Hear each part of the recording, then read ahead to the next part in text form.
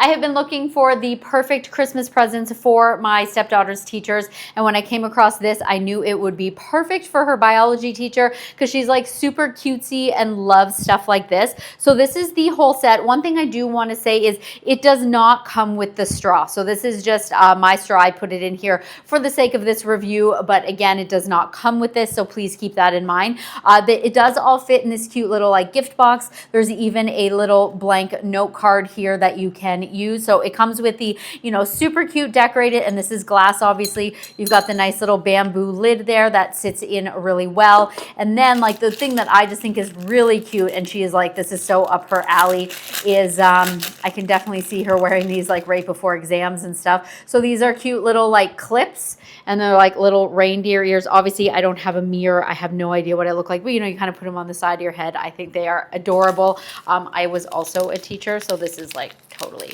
what I would be wearing.